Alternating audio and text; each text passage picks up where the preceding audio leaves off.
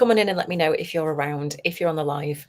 I'd love it if you'd pop in and let me know where you're joining me from and how you're doing today. And if you're on the replay, drop me a little hashtag replay. Let me know that you caught this and what you think of the cards and the tapping and how EFT feels for you. And if you're thinking, what's she on about? Then you might well be new here, and you're really welcome if you are. Pop new in the comments. I've got a fantastic free guide for you all about how to get calm in 7 steps.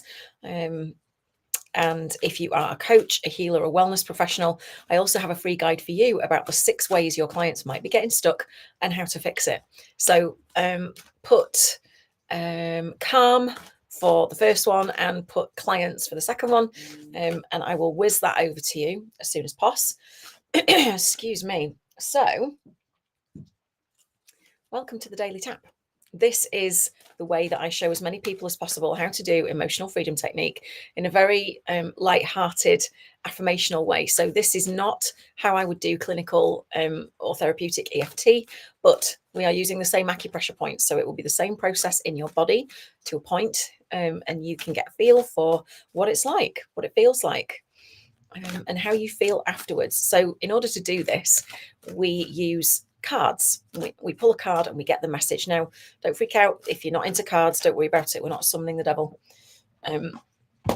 But today I'm using the Fairy Forest Oracle by Lucy Cavendish. I love this deck. When my hair used to be red, I used to channel my inner fairy forest. Now it's somewhat blonder. It's not quite the same, but it's still a beautiful deck nonetheless. So we're going to have a look and just see, get something to focus on, basically. So what do we need to know today for our greatest and highest good? And if you do love your cards, then this is one of my many, thank you, one of my many oracle decks. Oh, I'm loving that. Okay, this is the Wizard.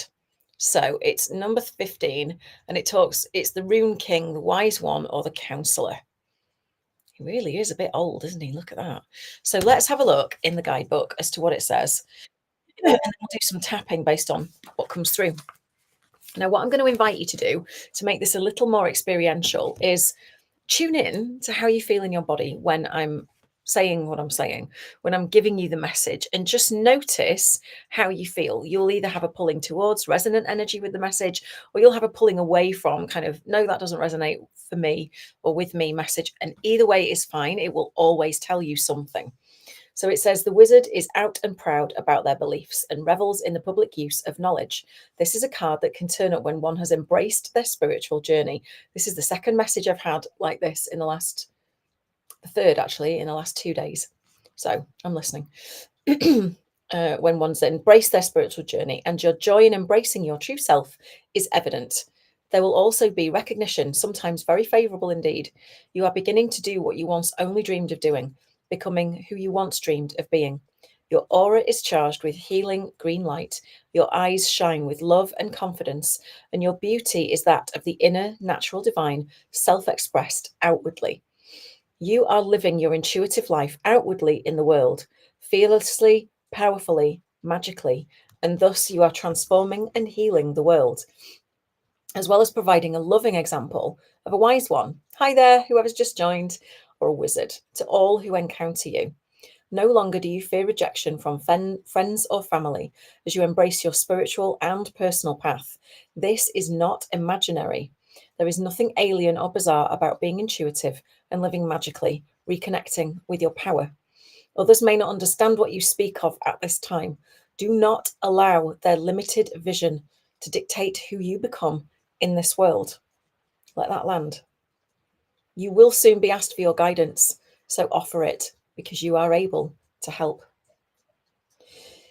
It's a really, really big message, a really big one. And before we tap this in or tap on this, I want to say something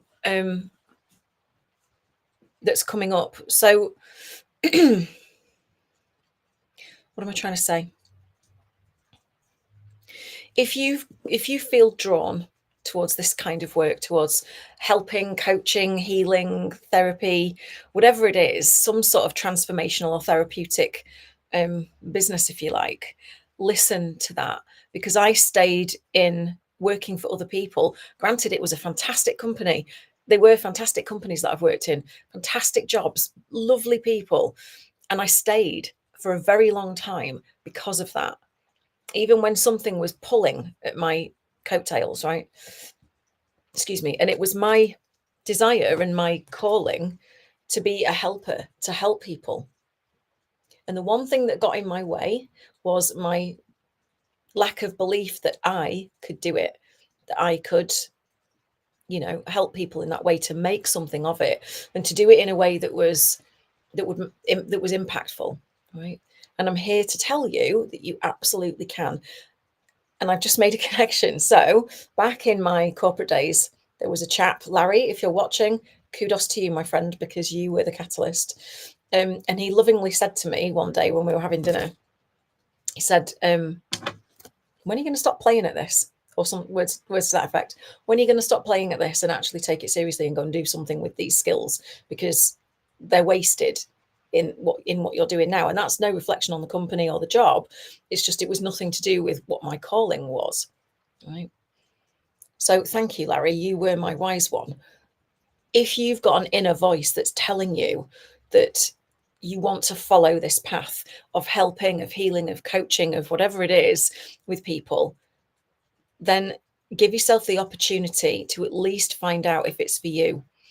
So the reason I'm saying it is because my trauma sensitive somatic EFT practitioner cert starts again on Wednesday of this week.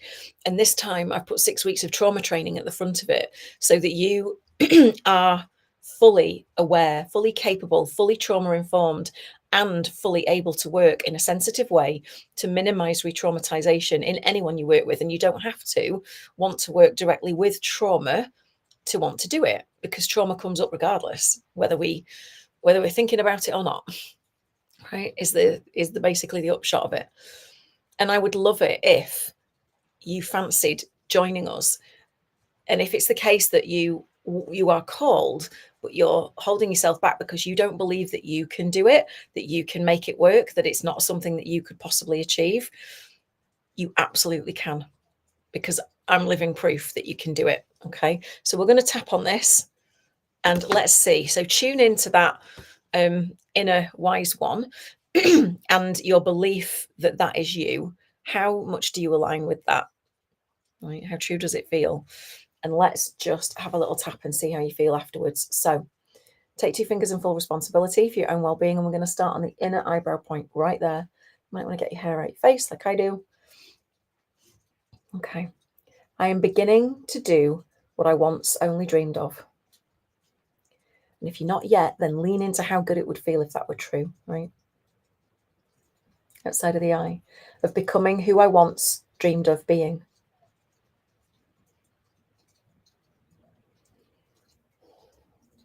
Under the eye, I'm choosing to live my intuitive life. Under the nose, outwardly in the world. Chin, fearlessly, powerfully, and magically. Collarbones, so it's inevitable that I am transforming and healing the world. Under the arm, as well as providing a loving example of a wise one. Top of the head, to all who encounter me. Lean into this if there's any resistance. Just breathe into it. Eyebrow. I'm trying to find a way to release the fear of rejection. Outside of the eye, as I embrace my spiritual and personal path. Under the eye, it's not imaginary or bizarre. Under the nose, to reconnect with my power. On the chin, and even when others don't understand what I'm talking about.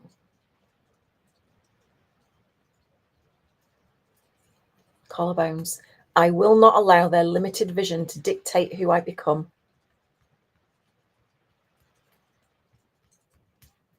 Under the arm, I recognize that I may soon be asked for help. Top of the head, and I choose to offer it because I can.